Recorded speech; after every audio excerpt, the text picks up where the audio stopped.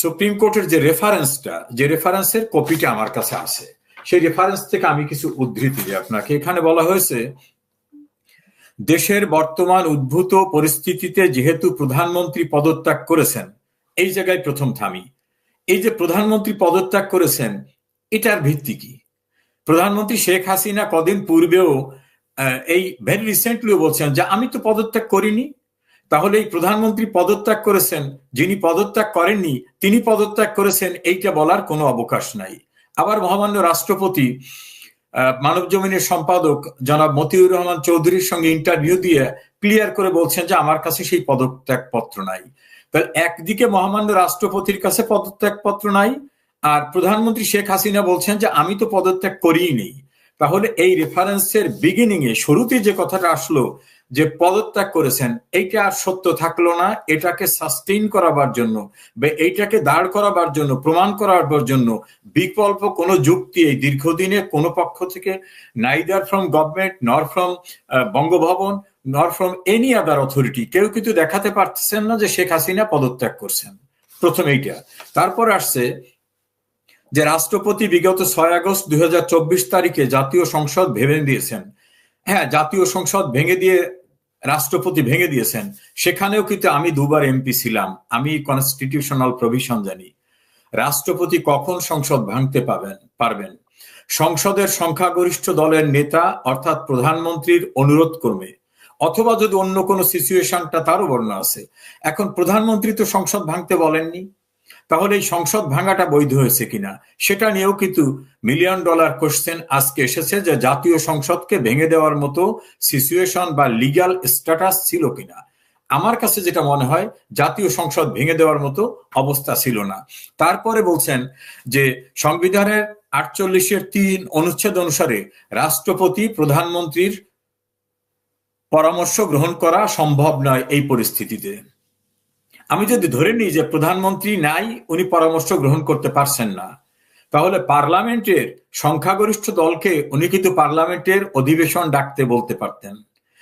অধিবেশন ডাকার ভিতর থেকে উনি কিন্তু তাদের বলতে পারতেন যে আপনাদের টিম লিডার বা আপনাদের মেজরিটি প্রধান যিনি, তার সঙ্গে আমার আলোচনা করার দরকার। অথবা যদি না থাকে তো মেজরিটি পার্টি তাদের নতুন কোনো লিডারশিপ করবে কিনা সে প্রসঙ্গ নিয়ে তর্কের খাতিরে আলোচনা হতে পারত। কাজী উনি কিন্তু সেখানে সেই স্টেপসটা ওনাকে নিতে দেওয়া হয়নি বা উনি নিতে পারেননি। এরপরে আসছে সাংবিধানিক শূন্যতা পূরণে অন্তর্বর্তী সরকার গঠন করার বিষয়ে গণপ্রজাতন্ত্রী বাংলাদেশ সরকারের আইন বিচার সংসদ বিষয়ক মন্ত্রণালয়ের আইন ও বিচার বিভাগ থেকে এত স্মারকে 8/8/2024 তারিখে 106 অনুচ্ছেদে সুপ্রিম কোর্টের মতামত চাওয়া হয়েছে। এইটা আপনি আইন অঙ্গনের রিপোর্টিং করতেন, ভেরি ভেরি ইম্পর্ট্যান্ট। আইন মন্ত্রণালয় থেকে এই প্রস্তাবটা আসলো, কে পাঠালো?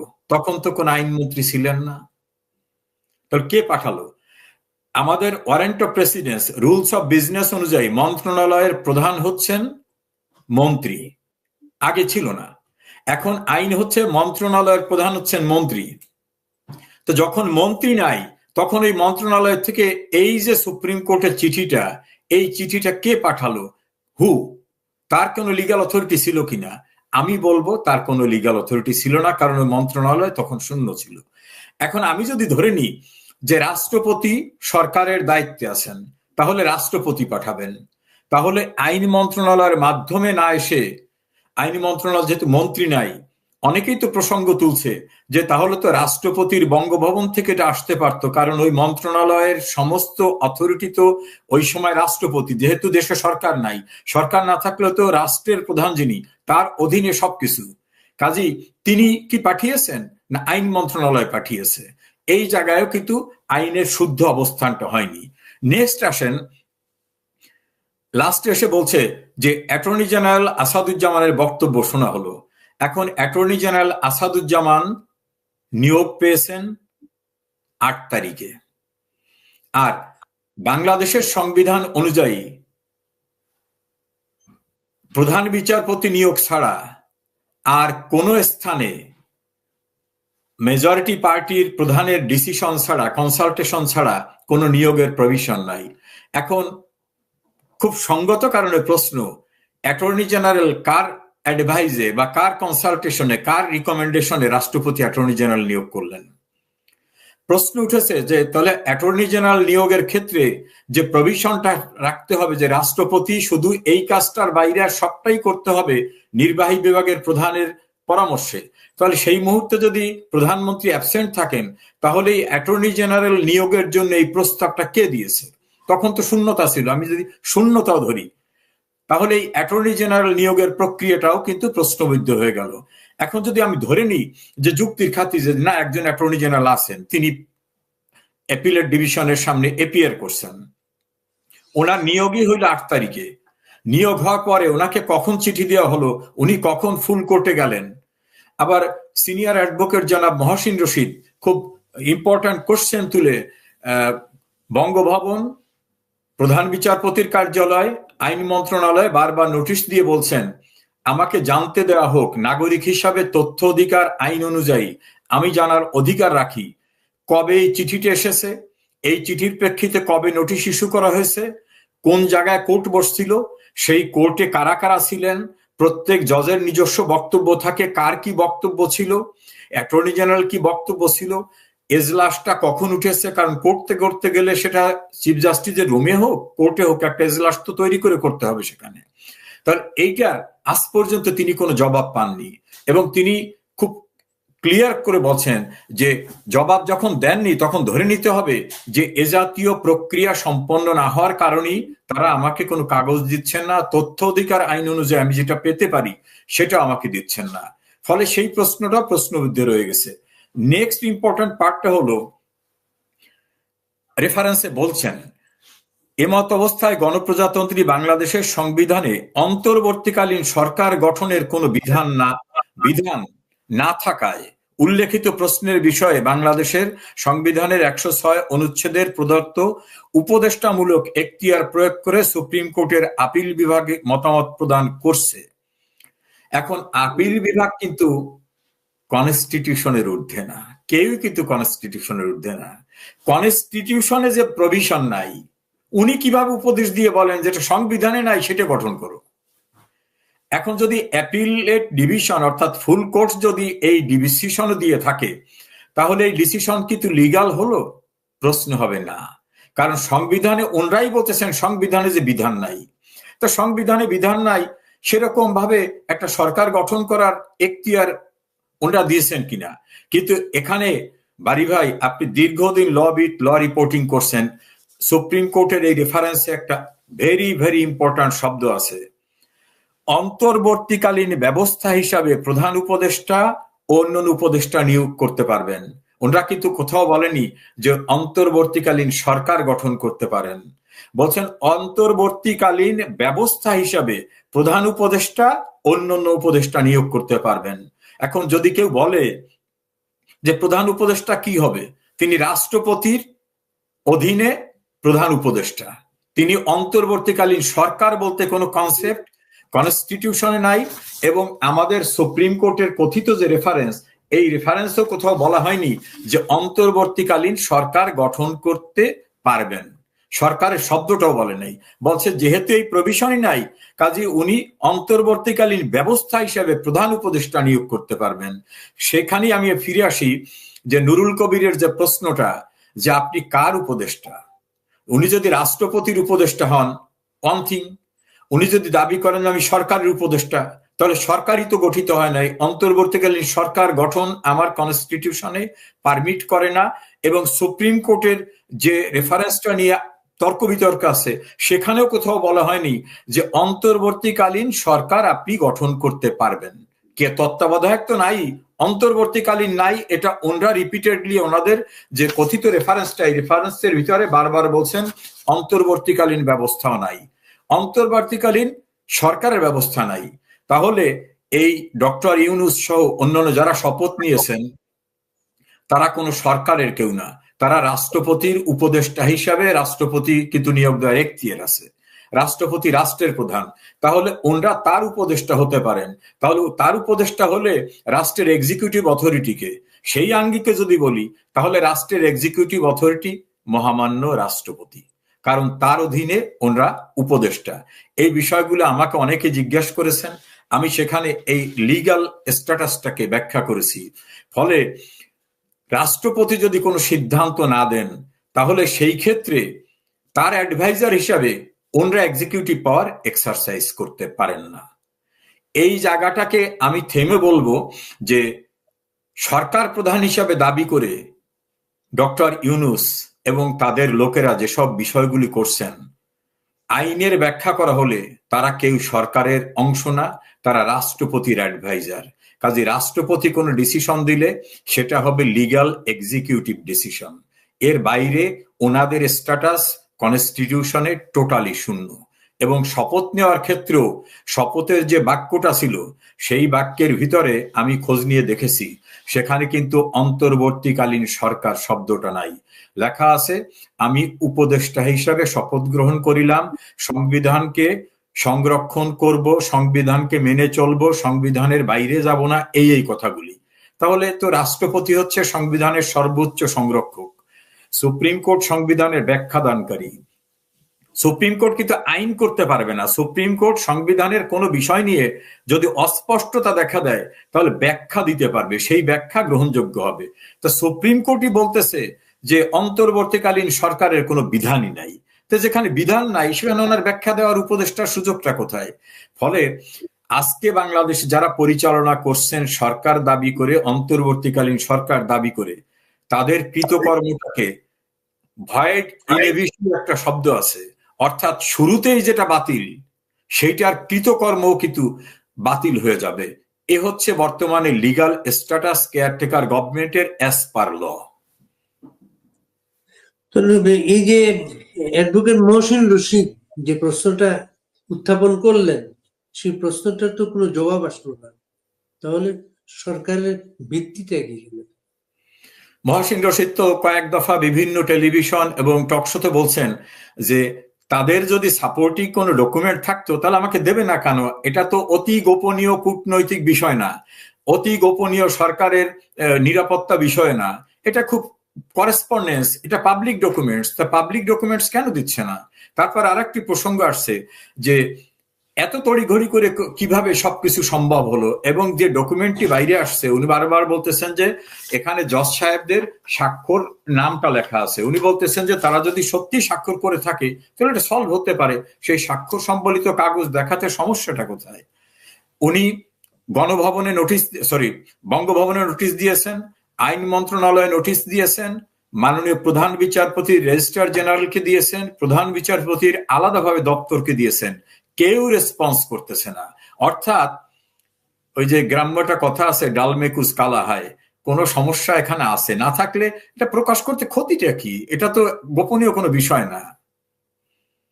প্লাস হচ্ছে মানে প্রথম থেকে যে প্রশ্নটা আসলো, প্রধানমন্ত্রীর পদত্যাগ পত্রটা কোথায়? পদত্যাগ পত্র রাষ্ট্রপতির কাছে নাই, পদত্যাগ পত্র সুপ্রিম কোর্টের কাছে নাই। বাংলাদেশে খুব ভালো ভালো অনুসন্ধানী সাংবাদিক আছেন, কেউ যদি না হতে কোনো একজন সাংবাদিক নিশ্চয় সেটা তুলে আনতে পারতেন, সেটা হয় নাই। এই বাংলাদেশ অনেক সামরিক অভ্যুত্থান হয়েছে বিভিন্ন সময়, সামরিক শাসন ছিল বিভিন্ন সময়, পরবর্তীতে সংসদে গিয়ে এর কার্যক্রম গুলোকে পাশ করা হয়েছে, বৈধতা দেওয়া হয়েছে। তার আগে পর্যন্ত কোনো বৈধতা ছিল না। এই সরকারও কি সেই রকম বৈধতার অপেক্ষা করছে? এখানে একটি বিষয় আছে, সামরিক শাসকদের কৃত সকল কর্মকে অবৈধ ঘোষণা করা হয়েছে পঞ্চম সংশোধনী মামলায়, এবং বাংলাদেশের সংবিধানের সপ্তম সংশোধনীতেও কিন্তু একটা হলো জিয়াউর রহমানের সময়, একটা এরশাদ সাহেবের সময়, দুইটা সংশোধনী কিন্তু পার্লামেন্ট বেআইনি ঘোষণা করছে, এবং সুপ্রিম কোর্টে প্রাসঙ্গিকভাবে যাওয়ার পরে সুপ্রিম কোর্ট এটাকে বেআইনি ঘোষণা করছে। তবে যে কাজটি হয়ে গেছে, যেটাকে ফেরত আনা যাবে না, সেইটাকে শুধুমাত্র কন্ডোন করছে। যেটা ধরেন একটা চুক্তির ভিত্তিতে একটা কাজ হয়ে গেছে, এই অসাংবিধানিক সরকার একটা ঠিকাদারি কাজ দিয়েছে, ঠিকাদার কাজ করেছে, বিল নিয়ে গেছে, যেটাকে ব্যাক করা যাবে না, সেইটাকে বলা হয়েছে পাস্ট অ্যান্ড ক্লোজ চ্যাপ্টার হিসেবে ওটাকে গণ্য করা হবে। কিন্তু তাদের কৃতকর্মকে কখনোই কিন্তু বৈধতা দেওয়া হয়নি, শুধু যেটাকে ফেরত আনা যাবে না সেটাই। এখন এই সরকার ভাবতে পারে যে অতীতে তো কৃতকর্মকে বৈধতা দেওয়া হয়েছে, আমাকেও হয়তো এরকম ভাবে কৃতকর্মকে বৈধতা দেওয়া হতে পারে সামনে যে গভর্নমেন্ট আসবে। এরকম একটি স্বপ্ন তাদের থাকতে পারে, কিন্তু এরকম স্বপ্ন যদি থাকে আগামীতে কারা গভর্নমেন্ট হয়ে আসবেন আমি জানি না, কিন্তু অবৈধতাকে বৈধ করা সম্ভব হবে না। সামরিক শাসকদের রুলিংসকে যেমন 16ই আগস্ট থেকে শুরু করে সিভিল ইলেকশন হওয়া পর্যন্ত 1979 পর্যন্ত যে রুলিংসটা ছিল টোটালটাকে বেআইনি ঘোষণা করা হয়েছে। একইভাবে এরশাদ সাহেবের সিভিল লাইফে আসার পরে ইলেকশনের আগ পর্যন্ত সেটাও কিন্তু বেআইনি ঘোষণা করা হয়েছে। আর সেখানে কিন্তু একটা বিষয় ছিল, মহামান্য রাষ্ট্রপতি বঙ্গবন্ধু শেখ মুজিবুর রহমান মৃত্যুবরণ করায়, তখন তাই যারা পার্লামেন্ট মেম্বার ছিলেন অন্যান্যরা তাদের ভিতর থেকে কিন্তু একজনে শপথ গ্রহণ করছিলেন খন্দকার মোস্তাক আহমেদ। আবার পরেরটা যদি দেখেন যে জিয়াউর রহমান যখন দায়িত্ব গ্রহণ করলেন তখন জিয়াউর রহমান কিন্তু পদত্যাগপত্র নিলেন তৎকালীন রাষ্ট্রপতির কাছ থেকে। পদত্যাগপত্র শব্দটা কাইন্ডলি মনে রাখবেন। এরশাদ আসার পরে সে কিন্তু প্রেসিডেন্ট সাত্তারের কাছ থেকে পদত্যাগপত্র নেওয়ার পর যে ভ্যাকান্ট পজিশনটা ভ্যাকুয়ামটা হলো, সেই ভ্যাকুয়ামে তারা আসলেন। তাদের স্ট্যাটাসটা একরকম, আর এই ক্ষেত্রটা ডিফারেন্ট। এই ক্ষেত্রে প্রধানমন্ত্রী শেখ হাসিনা বলছেন আমি পদত্যাগ করিনি, আর মহামান্য রাষ্ট্রপতিও বলছেন যে আমার কাছে পদত্যাগপত্র নাই। কাজে তাদের যে স্ট্যাটাসটা ছিল তার চেয়ে কিন্তু খুব ওয়াস্ট স্ট্যাটাস, তার চেয়ে খারাপ অবস্থা কিন্তু বর্তমানের। এর সঙ্গে সংযুক্ত হলো যে এখানে কোনো সরকার গঠন করা হয়নি, কারণ সুপ্রিম কোর্ট সরকার গঠন করার কোনো পরামর্শ দেননি, আর কনস্টিটিউশনে সরকার গঠন করার কোনো অন্তর্বর্তী সরকার গঠন করার কোনো প্রভিশনও নাই। এবং যখন শপথ হয়েছে সেখানেও কিন্তু আমি অন্তর্বর্তীকালীন সরকারের প্রধান উপদেষ্টার দায়িত্ব নিলাম এই কথা বলার অবকাশ ছিল না, কারণ সুপ্রিম কোর্ট রেফারেন্স ওটা বলেনি। কাজে পূর্বের চেয়ে খারাপ অবস্থা কিন্তু বর্তমান যারা ক্ষমতা আছে তাদের। চিরদিন তো এই অবস্থা থাকবে না, একদিন কিন্তু আইনের মুখোমুখি দাঁড়াতে হবে। সেই সময় তাদের লিগাল স্ট্যাটাসটা জিরো হবে, তাদের কৃতকর্মটা অন্যরকম হবে। এইখানে সংবিধানের একটা বিধানের কথা আমি বলি। আমাদের সংবিধানের 7 হচ্ছে খুবই উল্লেখযোগ্য একটা অনুচ্ছেদ। এই 7-এর 2-তে বলা হয়েছে এই সংবিধানের মূল স্ট্রাকচারের বাইরে কোনো আইন করা যাবে না। যদি কোনো আইন করা হয় সেই আইনের যতটুকু এই সংবিধানের বিধানের সঙ্গে সাংঘর্ষিক ততটুকু বেআইনি বলে ঘোষিত হবে।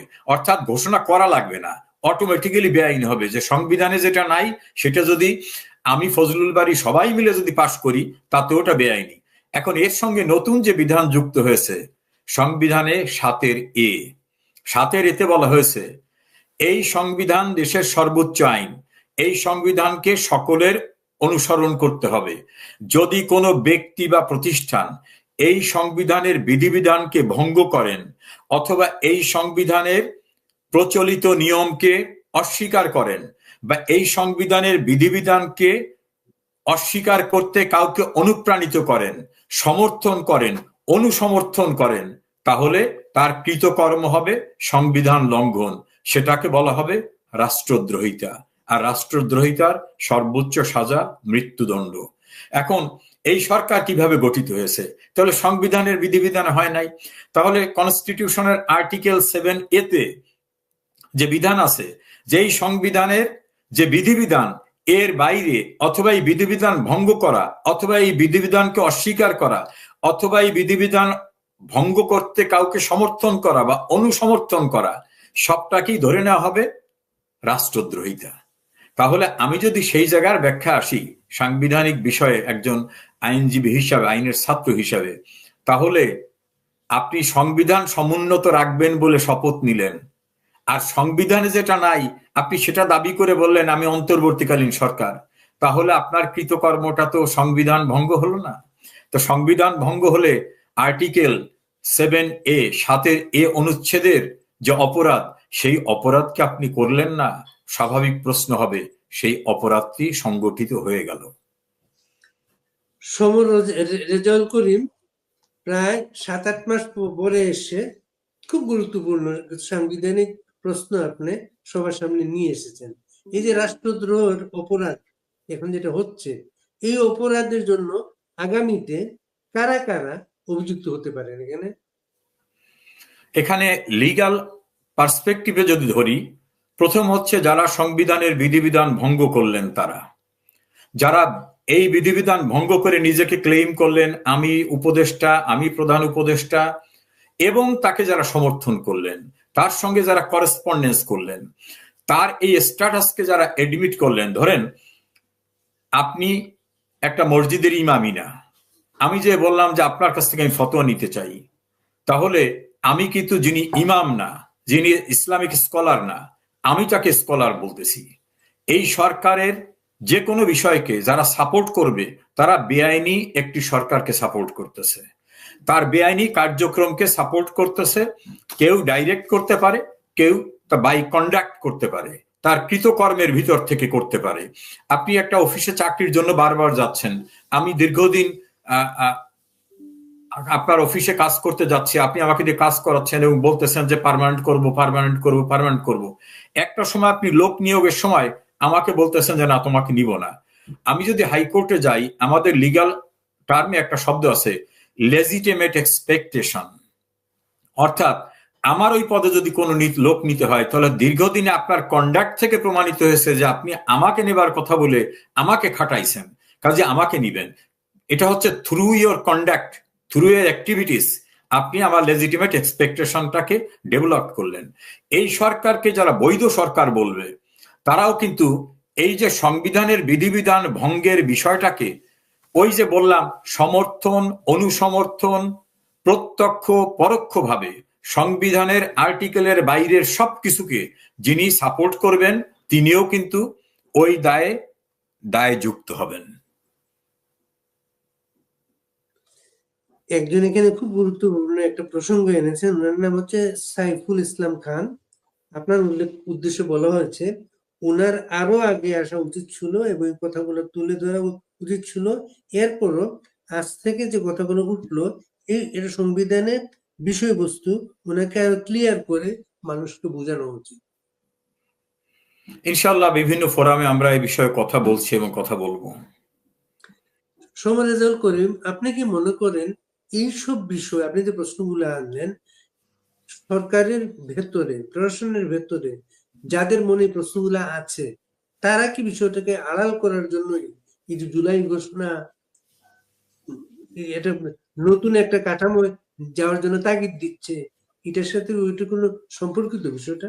অবশ্যই এটা একেবারে প্রকাশ্য দিবালোকের মতো সত্য।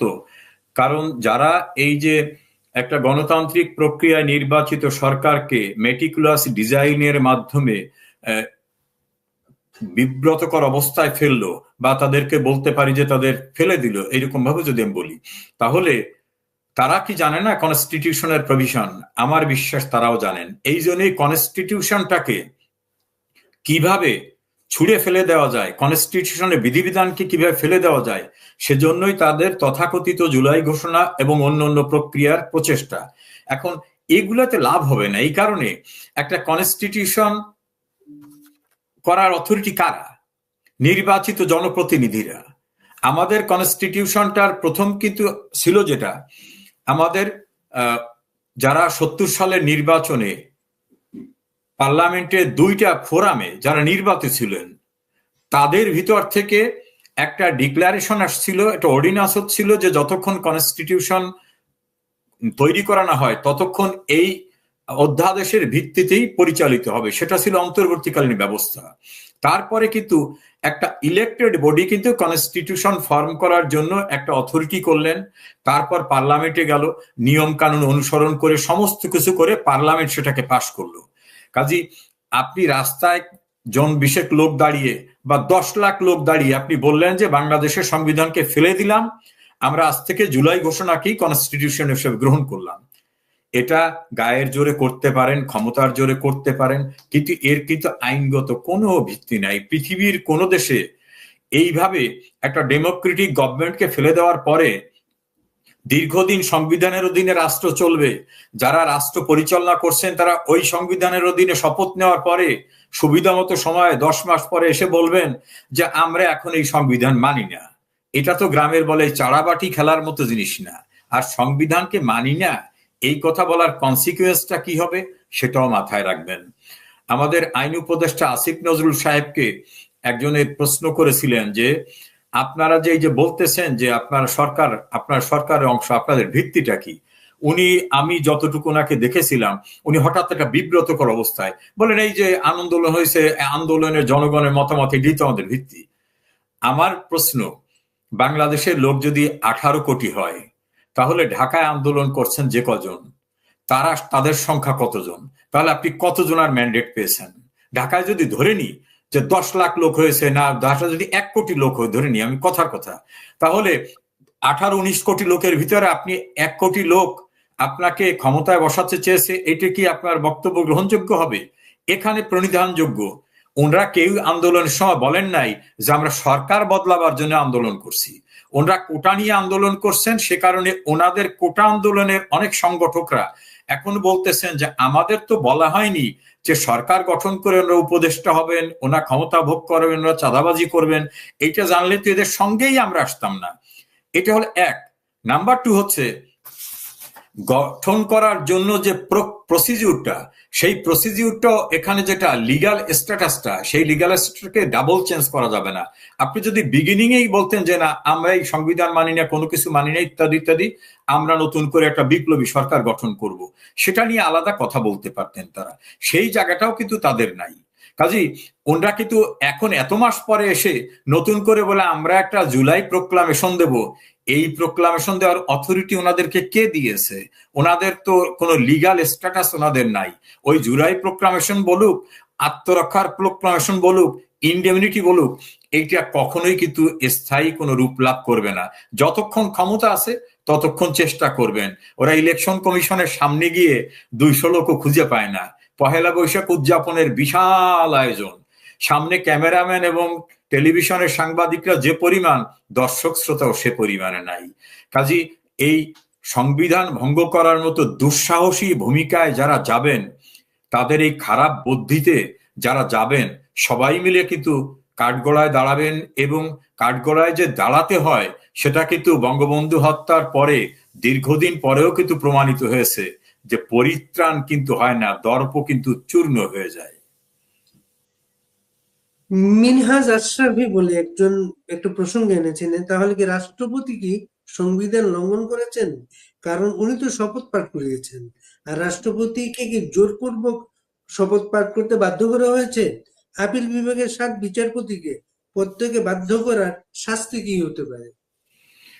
দেখুন, মহামান্য রাষ্ট্রপতির যে রেফারেন্সটা, সেই রেফারেন্সটাকে যদি আমি ধরে নিই, যেটা রিয়েল একটা রেফারেন্স পাঠাইছেন, সেখানে কিন্তু আমাদের সুপ্রিম কোর্ট বলছেন অন্তর্বর্তীকালীন ব্যবস্থা করার জন্য। তার মহামান্য রাষ্ট্রপতির তো নিজের উপদেষ্টা থাকতে পারে, তার মিলিটারি সেক্রেটারি আছে, তার সচিব আছে, তাকে অ্যাডভাইস করার জন্য তার অ্যাডভাইজার নিতে পারেন। সেখানে কিন্তু মহামান্য রাষ্ট্রপতি এই দায়ের বোঝাটা তার উপর আসবে না, এই কারণে তিনি তো কনস্টিটিউশনের বাইরে গিয়ে কিছু করেন না। এক। নাম্বার 2 হচ্ছে, সুপ্রিম কোর্টের যে সকল বিচারপতিদের নাম ব্যবহার করে বলা হচ্ছে যে তারা এই রেফারেন্স পাঠিয়েছেন, তাদের কাছে রেফারেন্স পাঠিয়েছে এবং তার প্রেক্ষিতে তারা জবাব দিয়েছেন। আমরা উদ্ভূত পরিস্থিতিটাকে যদি ধরি, সেনাবাহিনীর পক্ষ থেকে যখন অফিসিয়াল স্টেটমেন্ট দিয়ে বলা হচ্ছে যে বাংলাদেশের মাননীয় প্রধান বিচারপতি জনাব ওবায়দুল হাসান, জ্যেষ্ঠ বিচারপতি জনাব এম এনায়েতুর রহিম ক্যান্টনমেন্টে নিরাপত্তার জন্য আশ্রয় নিয়েছিলেন, তারা কবে সেখান থেকে বেরিয়ে আসছেন এই কথাটা কিন্তু ক্যান্টনমেন্ট থেকে যে প্রেস রিলিজ দেওয়া হয়েছে সেখানে নেই।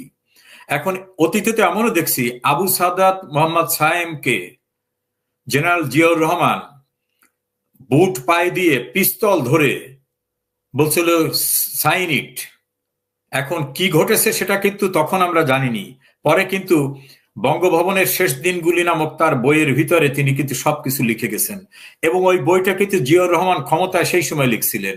যদিও পরবর্তীতে বইগুলো বাজার থেকে তুলে নেওয়া হয়েছে, আবার প্রিন্টারকে দিয়ে ওই পার্টটাকে বাদ দেওয়া হয়েছে, কিন্তু মূল বইটা তো অনেক জায়গায় অনেক কিছু রয়ে গেছে।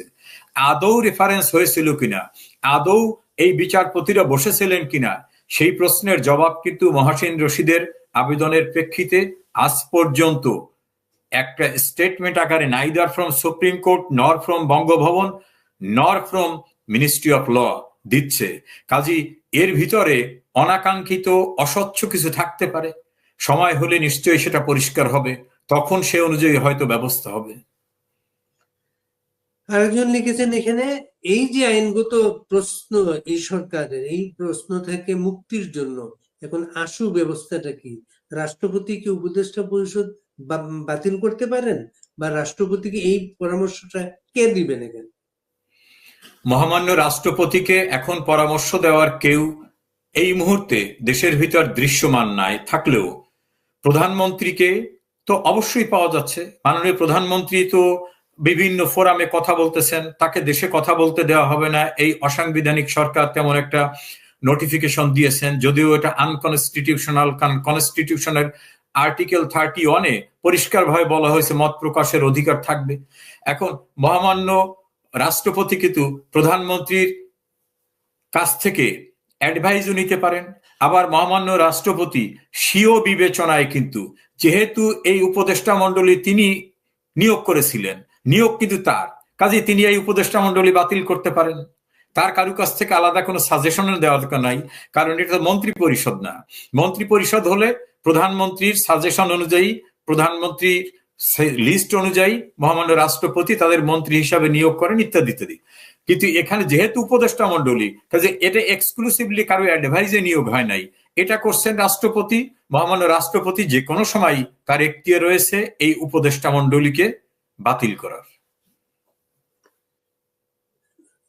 মাননীয় প্রধানমন্ত্রীকে কারা জোরপূর্বক বাংলাদেশের বাইরে নিয়ে গেছিল সেটা সবাই জানেন।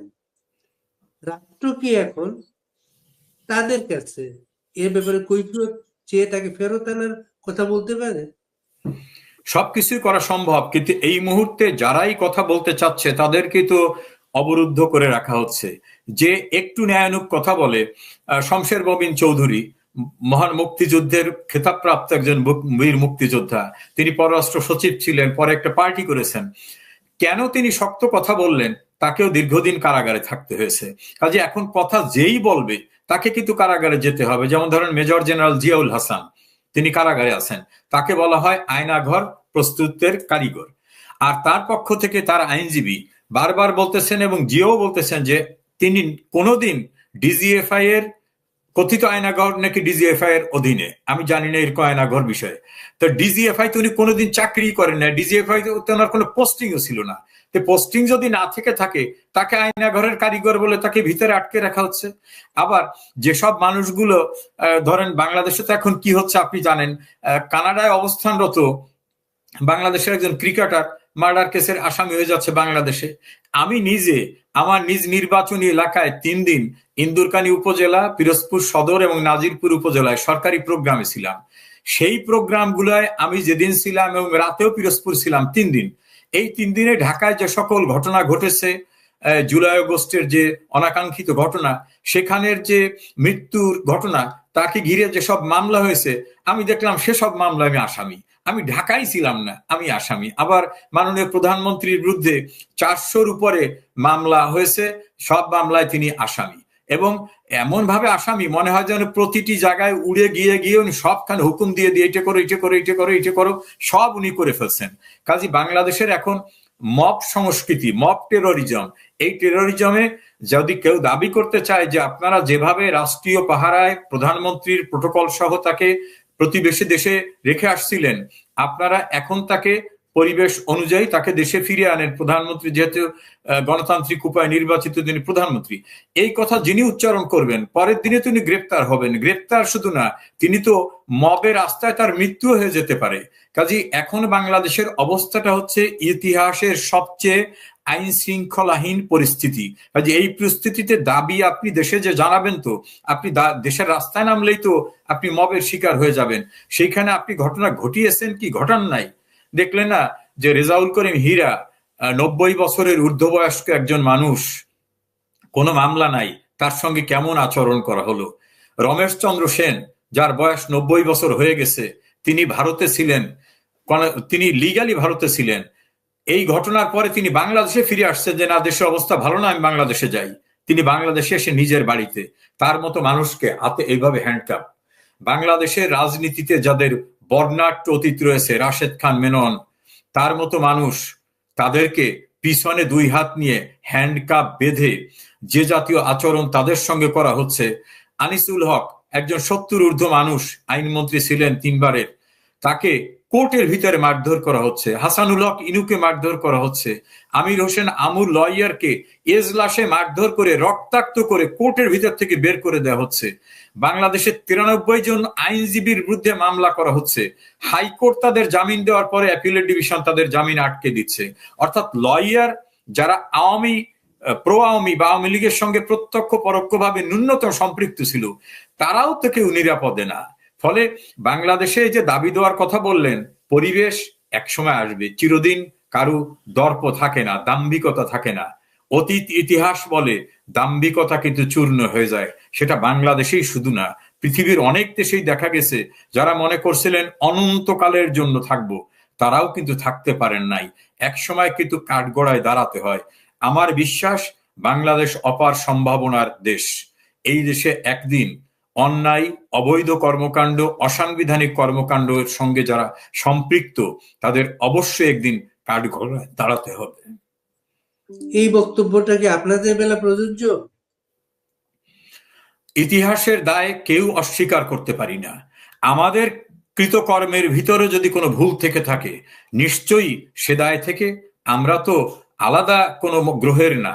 তবে বিদ্যমান অবস্থায় কিন্তু একপাক্ষিক হচ্ছে। ধরেন, আমি বাংলাদেশে জুলাই আগস্ট একটা আন্দোলন হয়েছে, কোটা বিরোধী আন্দোলন।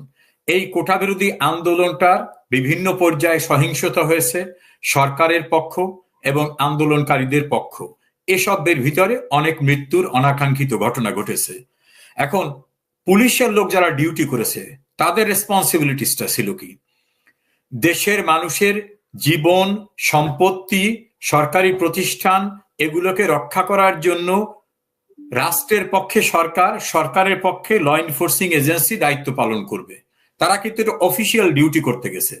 এখন যদি যাত্রাবাড়িতে কোনো পুলিশ টিম দেখে যে তাদের লোকদের মেরে ঝুলিয়ে রাখা হচ্ছে এবং তাদেরকেও ধরতে আসতেছে, যদি কেউ দেখে যে পদ্মা সেতুর মতো এত বড় প্রতিষ্ঠানকে ভেঙে চুরমার করে দেওয়া হচ্ছে, মেট্রো রেলকে ভাঙা হচ্ছে, বিটিভি ভবনকে আগুন দিয়ে হচ্ছে, তখন রাষ্ট্রীয় সম্পত্তি রক্ষার জন্য যে মব যারা যারা এই অবৈধ কাজটা করতেছে, তাদের দ্বারা নিজেও যদি আক্রান্ত হওয়ার অবস্থা বোধ করে যে আমাকেও মেরে ফেলবে, তখন কিন্তু তার সেলফ ডিফেন্স, যেটা আত্মপক্ষ সমর্থনের, তাহলে কিন্তু তিনিও অ্যাকশনে যেতে পারবেন। এখন এই সরকার এসে একটা নোটিফিকেশন দিয়ে বলল, মবের হাতে যে সকল পুলিশ মারা গেছে বা অন্যান্য ল এনফোর্সিং এজেন্সির মেম্বার মারা গেছে, ম্যাজিস্ট্রেট মারা গেছে, অথবা যে সকল থানাগুলি পুড়িয়ে দেওয়া হয়েছে, নির্মম ভাবে গর্ভবতী পুলিশ কনস্টেবল থেকে শুরু করে পথচারীদের মারা হয়েছে, আওয়ামী লীগ বা অন্যান্য দলের লোকদের মারা হয়েছে, তারা বিচার চাইতেই পারবে না। তারা থানায়ও মামলা করতে পারবে না, কোর্টেও মামলা করতে পারবে না। এখন আমার কনস্টিটিউশন কি বলছে? কনস্টিটিউশন বলছে nobody is above the law, everyone should be treated in accordance with law. অর্থাৎ আইনের ঊর্ধ্বে কেউ না, আইন অনুযায়ী ব্যবস্থা নিতে হবে। এখন প্রয়োজনটা ছিল উভয় পক্ষের মামলা নেওয়া। মামলা নিয়ে কোর্টে প্রমাণিত হবে যে পুলিশ যতটুকু ফোর্স অ্যাপ্লাই করা দরকার ছিল তার চেয়ে বেশি করেছে কিনা, সে কি আত্মপক্ষ সমর্থন বা রাষ্ট্রীয় সম্পত্তি বা মানুষের জীবন রক্ষায় গুলি করেছে কিনা। যদি করে থাকে তাহলে তার সেলফ ডিফেন্স আছে, যদি না থাকে সে অপরাধী হবে। কিন্তু তারা মামলাই করতে পারবে না, বিচারই চাইতে পারবে না। যেসব থানায় সিরাজগঞ্জে আপনি দেখছেন বিভৎস দৃশ্য, সেখানে একজন কনস্টেবল সে চিৎকার করে বলতেছিল আমার গর্ভে বাচ্চা আছে, আমাকে মারবেন না, তাকেও আটকাই রেখে পোড়াই দেওয়া হয়েছে। এই বিভৎসতা, এই নারকীয়তা, এটা তো পৃথিবীর সভ্যতার ইতিহাসে কল্পনা করা যায় না। এখন এই ঘটনায় যারা জড়িত তাদের বিচারের মুখোমুখি করা যাবে না, অনসাইডেড বিচার করা যাবে। এটাও কিন্তু অন কাইন্ড অফ ইনডেমনিটি। এই ইনডেমনিটি যারা দিচ্ছে তারা নিজেরাই তো নিজের ইনডেমনিটি নিয়ে ভাবতে হবে, কারণ তারাই তো বৈধ না। কাজী আমরাও যদি কোনো ত্রুটি করে থাকি, কেউ কিন্তু আইনের ঊর্ধ্বে না। এই জন্য তো প্রধানমন্ত্রী শেখ হাসিনা ওই ঘটনার উপরে বিচারপতি খন্দকার দিলুরুজ্জামানের নেতৃত্বে একটি কমিটিও গঠন করে দিয়েছিলেন যে তদন্ত হোক, এবং তিনি জাতিসংঘকে ইনভাইট করছিলেন যে এই তদন্ত কমিটিকে আপনারাও এসে সাহায্য করেন। তিনি কিন্তু বলেন নাই যে এটা তদন্ত হবে না, কোনো কিছু করা যাবে না, এটা ইনডেমনিটি দিয়ে দিলাম, বৈধ সরকারের বিরুদ্ধে নামছে, এদের কিছু করা যাবে না। তিনি কিন্তু সুপ্রিম কোর্টের বিচারপতিদের সমন্বয়ে কমিটি করলেন, জাতিসংঘকে ইনভাইট করলেন। কাজী তার জায়গার থেকে কিন্তু আন্তরিকতা এবং প্রচেষ্টার কোনো ঘাটতি ছিল না। তারপরও বলবো, ইতিহাস যদি কখনো নির্ধারণ করতে হয় নির্মোহভাবে, আমাদেরও যদি কোনো দায় থাকে, নিশ্চয়ই ইতিহাসের কাঠগড়ায় সেই যতটুকু দায় আছে সে দায়ের খেসারত তো আমাদেরকেও দিতে হতে পারে।